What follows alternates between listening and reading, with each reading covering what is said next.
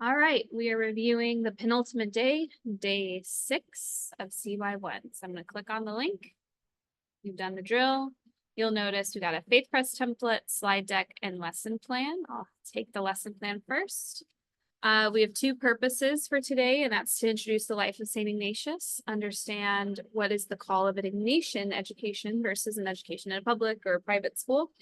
And then we're going to create a faith crest that exemplifies their goals for their first year at Loyola. And that's going to be symbolically. So just like we did in the day 4, symbolism is going to show up a lot in the next few days.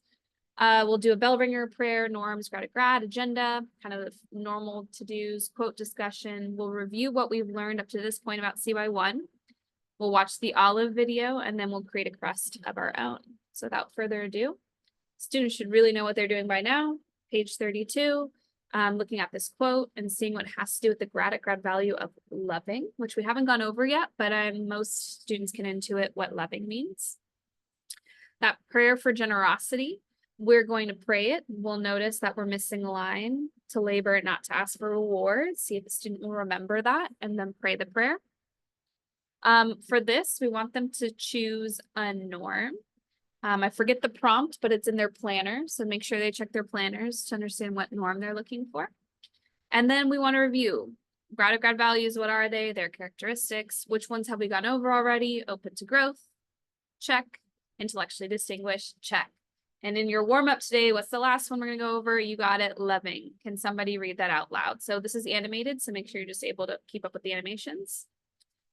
We're going to get into the bell ringer for today. We'll recap what we've learned and see why I went up to this point. We're going to watch the olive and then crest of your own. So this is a great opportunity for discussion. What do we think that this has to do with loving? Great things are done by a series of small things brought together. Hopefully we got some deep answers and we can come up with something creative. Let's recap day 5. Just ask students, what do they remember about the crest?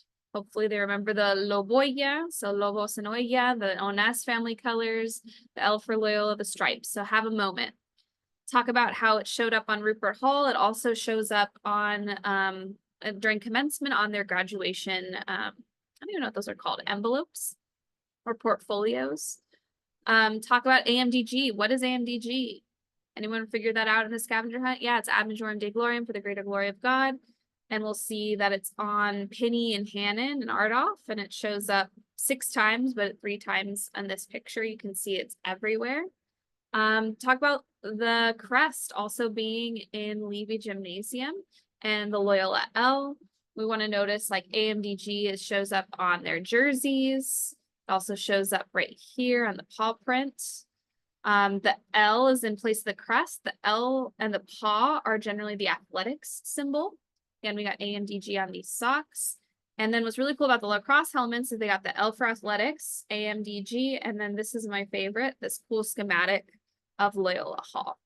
This is an opportunity for you, the teacher, to insert more slides around things that you noticed your students still wanted to learn about in terms of Loyola, or if you saw, excuse me, if there's some really funny selfies the kids took and you want to put it in your slide deck, the more personalized you get, the better this recap is. And the point of this recap is to say that symbols are everywhere, and we use symbols at Loyola especially to tell a story, to tell people outside of Loyola that we belong to this school, that it's part of a long tradition. That's what coat of arms usually tend to be. And so we're going to talk about somebody else's life in symbols and stories. And first, we're going to figure out, who is this person? Fortunately, it is one human. It is St. Ignatius of Loyola. We're going to do a compare and contrast. What do we notice about these two images? They might notice the sneaky crest here. Hopefully they see that in this image. They might notice the IHS. If they remember that from the first 3 Greek letters of Jesus's name, they'll learn that in their faith crest presentation they do on day 4.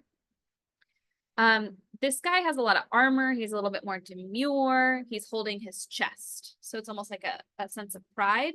This version of Ignatius is more open. He has a halo. There's a lot more religious iconography. You might notice the sneaky AMDG. And so what we're going to talk about with these two images is that they are the same man. Also want to notice this is he's more of a scholastic. He's more in humble attire. This is kind of frilly. This is very like high class. And Inigo came from a very wealthy family.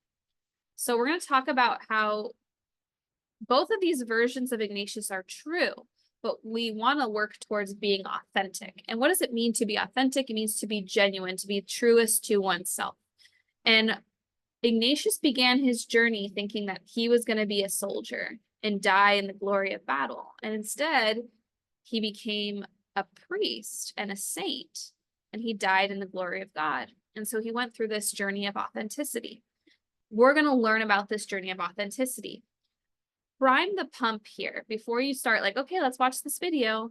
Say to them, I'd like you to write down what moments in this video is St. Ignatius reaching authenticity. Is there something in this that speaks to him in particular? Watch the video. And then I want you to go ahead and the kids wrote some notes. I want you to write some more notes. How did St. Ignatius work towards the authenticity? I want them in pairs to talk about what those things could be and then share. What I like about the lesson plan is it kind of, if you're having a hard time coming up with notes like self-reflection, spiritual exercises. He was in isolation at one point. He found people that were like-minded, like Peter Faber and Francis Xavier. He served others. He built something for the community, and he went beyond himself and became other-centered. These are various ways that St. Ignatius worked on becoming more authentically himself. And so if you're having students have a hard time, talk about what practices, what processes, what people did he meet? And then we'll share aloud. One thing you're going to talk about is the call. In this video, we chose this video for CY1, is that as students of a Jesuit school, you've been called to authenticity. And authenticity looks like three things: critical thinking, social responsibility, and personal development. Go through those three things. What is critical thinking, social responsibility, and personal development? And I love this. It's not what you do, it's a state of being. It's how you are. And so talk a little bit about what it means to be how you are a state of being. So with that in mind, it's not necessarily only about what you do, but how you do. Let's create a crest of our own. So we go here, and I'm going to open up my planners to page 33. There's going to be a template. If students want to be artistes and they want to draw in the crest, then this might not be a good exercise for them, but the majority of them are going to create their crest on Canva. So for those that are just need a template to write down the notes, I would say use page 33 as like a rough draft. In the first or the top left-hand or right-hand corner, we have spiritu, which in Latin means, the students to know, spirit. We're gonna go ahead and put our initials there. You could do your middle name if you'd like. What kind of spirit do you bring to Loyola? What are some key terms associated, talents, treasures, and tangibles that you bring to Loyola? Have them write notes, because we want icons eventually, want it to be iconographic as opposed to a lot of words.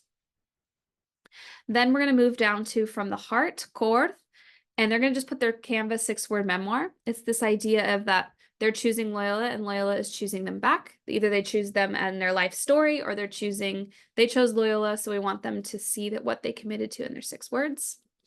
And then finally, daily practices. Prax in Latin is to include habits that they want to form in order to be successful. In their planners, there's the 7 habits of the highly successful student, starting on page 7H2. So if students want to look through those habits, that might be a great idea. So I'll show them mine and I'll explain it in greater detail. My initials are KCP. This is one of my favorite nicknames too, because of Cantavius Caldwell Pope. I have 3 icons next to my name because I'm open to growth, I'm loving, and I'm intellectually distinguished, which now that I think about it is kind of a cop-out, but those are the things that I value most about me. I put my 6-word memoir here. This idea of a just world requires people that are willing to change. And then finally, I write about relationships, self-care, and everything in its own time. These are the habits that I wish to embody. I want to be better at taking care of myself, cultivating relationships, and being patient, because I'm a very busybody person and I like things to be done a certain way. And sometimes life does not unfold in that capacity. So I just want to compare these 2 crests. A lot of icons, yes, there are some words, but really we want the icons to do the work. Here's some great examples from students in the past that have done this assignment. What are some ways? I always ask this of students that are the level up, so to speak. I say, like, what are some ways these could be better? Oh, we could fill in the backgrounds. We could do something a little bit more creative that way. So encourage them to go beyond.